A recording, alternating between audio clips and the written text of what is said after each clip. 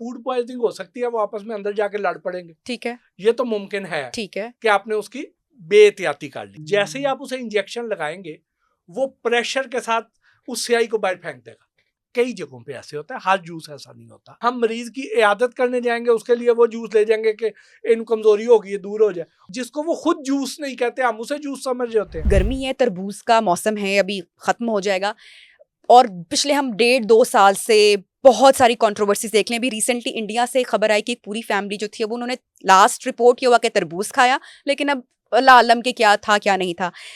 टीके वाला जो तरबूज है, या जो हम सुन रहे हैं, बहुत सारे इन्फ्लुएंसर्स पे वीडियोस बना रहे हैं, इसकी क्या वाकई पहचान हो रही है? हम कर सकते हैं घर में? और क्या वाकई ही हो रहा है ऐसा इन रियलिटी मंडी में, बाजार में?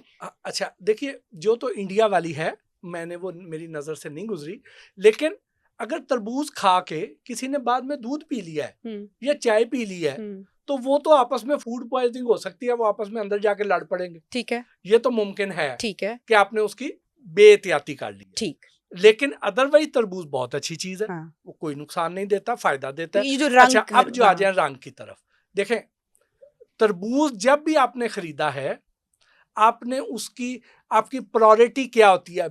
लाल होना शर्त होती है या मीठा होना शर्त होती है?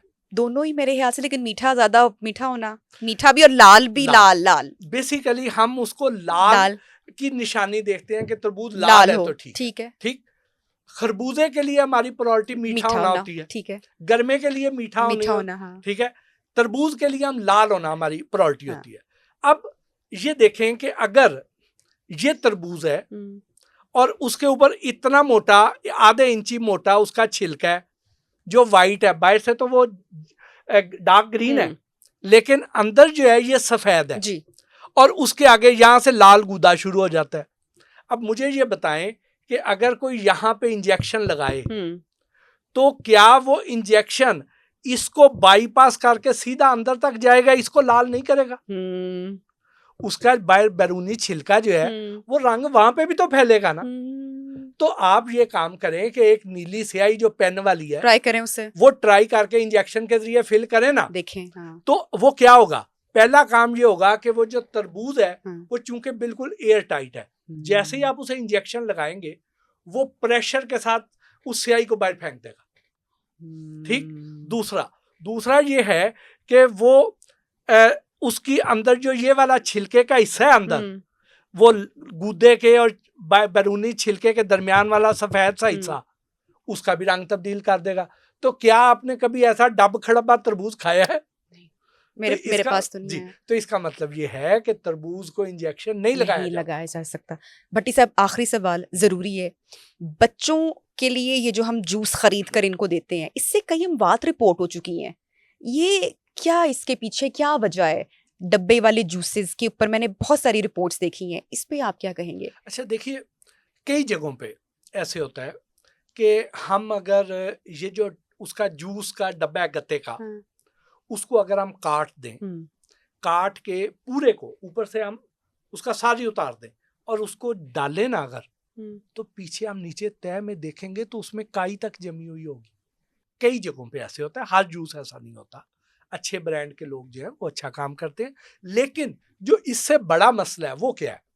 वो ये है कि हम तो एक, जिसके ऊपर वो, जिसको वो खुद जूस नहीं कहते, हम उसे जूस समझ रहे होते हैं। उन्होंने उसके ऊपर लिखा हुआ है ड्रिंक, कि ये एप्पल ड्रिंक है, ये ऑरेंज ड्रिंक है, ये मैंगो ड्रिंक है। वो तो खुद उसको मशरूब कह रहे हैं और आप उसे जूस समझ के बच्चे को पिला रहे हैं। ठीक। हम मरीज की इयादत करने जाएंगे, उसके लिए वो जूस ले जाएंगे कि इन कमजोरी होगी, ये दूर हो जाए, और भी उसमें तो फल तो ऐसे को 10% है, और वो 10% भी ज्यादातर तो फ्लेवर डालते हैं उसमें पल्प एक्चुअल होती नहीं। या तो आप फिर नेक्टर पिए, लेकिन जो कुदरती जूस है, जो आपने खुद बनाया हुआ फ्रेश, उसका नेमुल बदल, ये बाजारी नहीं है। Not at all. ठीक है। और फिर ये है कि जूस जो है वो चाहे आपने खुद भी बनाया हुआ है ना, वो उतना अच्छा नहीं है जितना फल अच्छा है, जिसको आप फाइबर समेत, छिलकों समेत आप खा सकते हैं। बहुत खूब, बिल्कुल बिल्कुल। और ये इसी प्यारी बात के साथ कि हमें खुद जो है ना, इस चीज़ का, देखिए सोशल मीडिया का दौर है, इंफॉर्मेशन का दौर है, अच्छे लोगों को सुने ऑथेंटिक लोगों को सुने। हर उस शख्स को मैं कहती हूँ कि उस इंफॉर्मेशन पर यकीन मत करें जो कि हमारे लिए सेहत के लिए, अब जिस तरह तरबूज वाली बात कि कितना प्रोपेगेंडा या एक कितनी एक बुरी कितना अल्लाह ताला की नेमत है, एक फल है, लेकिन हम सोशल मीडिया पे मुसलसल पिछले 2 साल से कई लोगों ने खाना छोड़ दिया। तो जो भी आप देख रहे हैं अपने आप को एजुकेट करें, सही इन्फॉर्मेशन लें। थैंक यू सो मच भट्टी साहब, आपने टाइम निकाला। तो एहतियात के साथ जो है जितनी बातें आज प्रोग्राम में जिनका हमने जिक्र किया उन पे गौर कीजिएगा, उन पे सोचिएगा, अपना ख्याल रखिएगा, सेहत का ख्याल करिएगा, ओवर ईटिंग मत कीजिएगा, फ्रिज मत भरिएगा। अपना फीडबैक जो है वो ज़रूर हमें कमेंट सेक्शन में हमारे साथ शेयर करें। दुआ में याद रखें। अल्लाह हाफिज़।